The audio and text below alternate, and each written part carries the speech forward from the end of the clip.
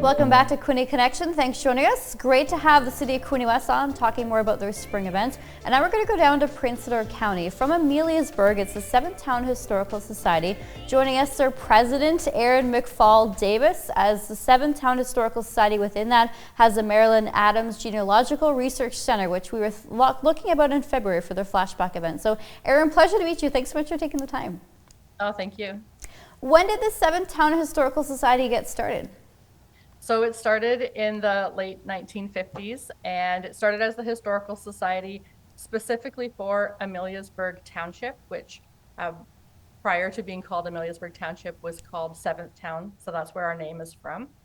And then in the 1990s, early 1990s, we expanded and are now the hosts and caretakers of the Marilyn Adams Genealogical Research Center. Fantastic. So whereabouts are you based in Prince Edward County? Where's the building? So we are on County Road 19, which is in Ameliasburg Township in the hamlet of Ameliasburg. Fantastic. So you've got a picture of Marilyn Adams just behind you on the wall. Talk us through kind of her legacy and kind of how this got started in her name. Yeah, I actually love this story.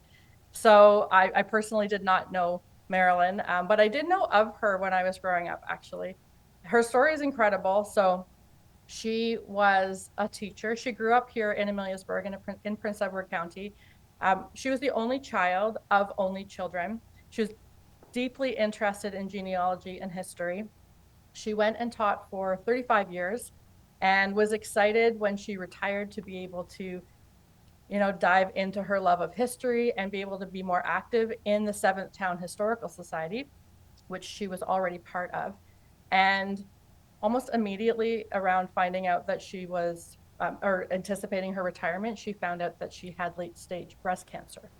And so what's so moving about this story for me is that she didn't tell anybody about that diagnosis, knowing that she didn't have any heirs. And so she had no children and no nieces and nephews. She decided to leave her entire estate to the 7th Town Historical Society, specifically for the creation of a genealogical research center. So on her passing, this is what happened in this entire facility that we have, and everything that we do in it is as a result of her and her incredible gift to our community. Wow. So within that, Erin, what goes on a weekly basis? You mentioned there's programs and things that people can access. Yeah, so a couple of things happen. So first of all, we are, if anybody would love to take a look at this place physically, it looks like a very open, large library center. We have all sorts of research material. People will come in and you can just hang out, do your own research. You can also have all sorts of support from our large volunteer base. So everybody that's here is a volunteer to help you do your own research. So we get people that come in here who have never done any type of research before, so they need really close help. And then we have other people who have maybe hit a brick wall in their research and they want some help with that. So we, again, have our large physical resource center. We also have a basement where we have a lot of land records and additional research material. It's pretty incredible, actually, when you walk in to realize how much information that there is here. And then we also have online access as well. So it's also a really great place to just hang out and do your research around people that also love to do research. It's fun. Fantastic. Yeah, and the land record's so essential, right? Oftentimes you hit a wall, especially if you're trying to get the Canadian census, so then there's not much detail. So is that property of Prince Edward County, or are the land records, the books themselves, property of the Genealogical Society? How does it work from a research sharing perspective? Yeah, so the land records that we physically have on site are the Hastings County land records. And what happened is those land records were digitized, and then those physical records were going to be destroyed. And so there are a variety of places throughout Ontario that then actually saved the physical copies of those records. So we're just very fortunate that this, again, before my time, but the people that were here realized that those physical records for Hastings County were going to be destroyed. So they brought them here into our physical collection. There are Prince Edward County land records that were saved by the archives in Prince Edward County. And also all of that can be accessed digitally. And a lot of people will say, can't we just get that online? But the digital quality is poor and they're very difficult to navigate because they're not just simply data entered. So one, we have the original documents, which are clearer and beautiful.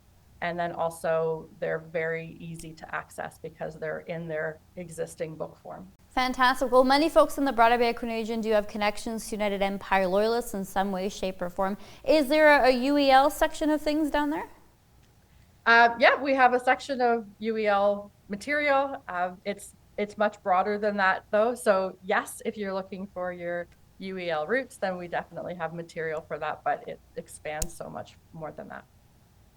Nice. So that must make your job really interesting, Erin, especially kind of sifting through things for folks who are trying to navigate kind of around the world, right? So how did you get involved with this? You mentioned kind of, you didn't know Marilyn, but of course you knew her story.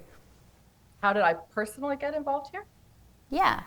Oh, well, so I grew up here in Prince Edward County. I was very fortunate to grow up across the road from my grandfather, and our family has been here since the late 1700s. And that was just something that was instilled upon me. I got to hear his stories.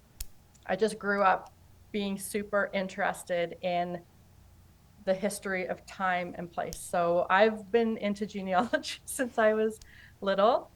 I even did come here when they first opened with him to the Marilyn Adams Center and did some research. I've been doing research forever.